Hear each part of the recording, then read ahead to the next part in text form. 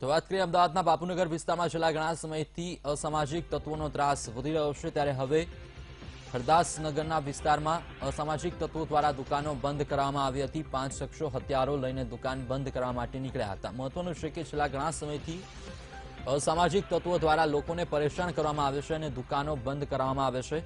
જો સ્થાનિકો દુકાન બંધ નથી કરતા તો તેમના સાથે મારામારી પણ કરે છે। તો આ ઘટના બાદ સ્થાનિક પોલીસ પર પણ સવાલો ઉઠ્યા છે। સ્થાનિક પોલીસ આ વાતથી અજાણ છે। પોલીસ દ્વારા આ મામલે કાર્યવાહી કેમ કરવામાં આવતી નથી? તો આ જ અંગે વધુ વિગત આપવા મારી સાથે જોડાઈ ગયા છે અમારા સંવાદદાતા નિધિ। નિધિ, જણાવો કે જે રીતે બાપુનગરમાં જે આ વિડીયો સીસીટીવી જે ફૂટેજ છે તે સામે આવ્યા છે, અસામાજિક તત્વોનો ત્રાસ વધી ગયો છે, હથિયાર લઈને સરેઆમ દુકાનો બંધ કરાવી રહ્યા છે, પોલીસ ઉપર ઘણા સવાલો ઉઠી રહ્યા છે। સ્થાનિક જે દુકાનદારો છે તેમની શું પ્રતિક્રિયા છે? પોલીસની કોઈ પ્રતિક્રિયા સામે આવી છે આ અંગે?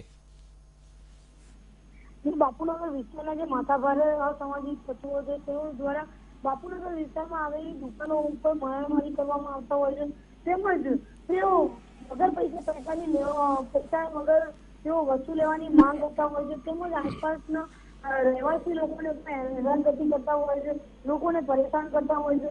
તેમજ આ જે ગેંગ છે તેઓ ખુલ્લેઆમ તેઓની પાસે આ ઘાતક હથિયારો હોય છે તે દ્વારા તે લોકો તેઓની ગેંગમાં નીકળતા હોય છે। ત્યારબાદ જે કઈ દુકાનો હોય છે તેને ખાલી બંધ કરાવતા હોય છે અથવા તો તેઓની પાસેથી સામગ્રી માંગતા હોય છે, જેના પૈસા પણ આપતા નથી હોતા।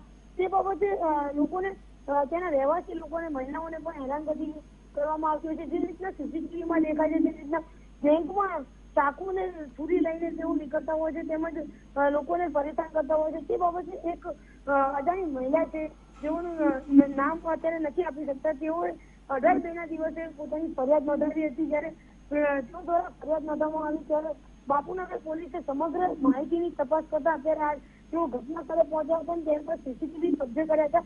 જે સીસીટીવીમાં દેખાય છે તે રીતના ત્યાંના માથાભારે લોકો જે લુખ્ખા તત્વો છે તે લોકો દ્વારા ખુલ્લેઆમ હથિયારો લઈને લોકોને પરેશાન કરવામાં આવે છે, તેમજ જે આસપાસની દુકાનો છે તેને મારધાડ કરવામાં આવે છે, લોકોને મારધાડ કરવામાં આવે છે, મારામારી કરતા હોય છે, દુકાનો બંધ કરાવતા હોય છે।